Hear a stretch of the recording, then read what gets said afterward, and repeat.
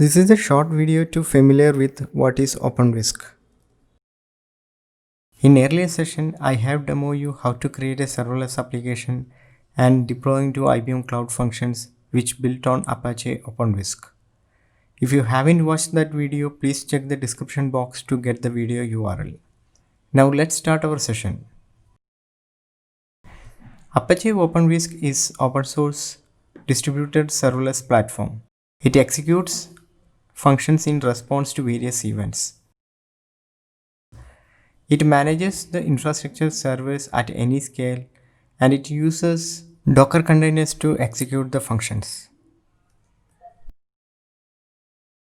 Apache OpenWhisk supports the following runtimes and it has officially released: .NET, Go, Java, Node.js, Python, and Swift.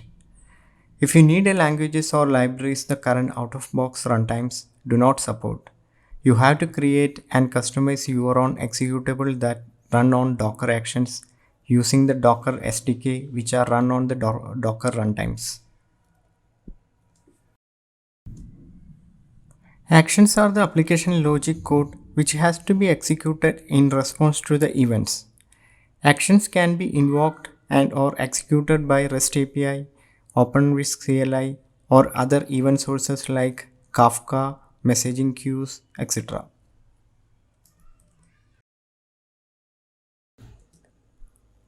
Triggers and rules bring event-driven capabilities to the OpenWhisk platform. Events from external and internal event sources are channeled through a trigger, and their rules allow the actions to react to these events. Triggers are named channel for class of events. For example, a trigger of location update events, a trigger of document uploaded to a website. A trigger can be incoming emails. When a trigger gets fired, actions are resulted with an activation ID.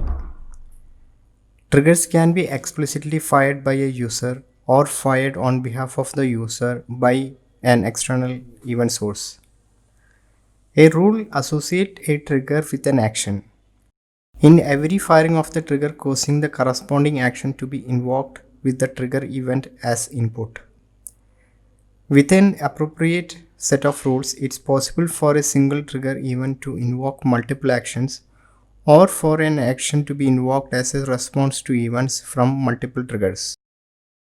Feed is a convenient way to configure an external event source to fire trigger events that can be consumed by OpenWhisk. For example, Cloud and Data change feed that fire a trigger each time a document in database is added or modified. And another example is a Git feed that fires a trigger event for every commit to a Git repository. As mentioned earlier, a trigger consumes feed from event sources. These are various event sources consuming by the triggers. Messages from the Kafka, changes in the database like Cloud and changes in the object storages, and website and web application interactions, and REST API getting invoked, or from the IoT events. What is packages? Packages are the bundles which contain set of related actions and share with them others. In every OpenWhisk entity, including packages belongs in a namespace. The fully qualified name of an entity is /namespace and /package name.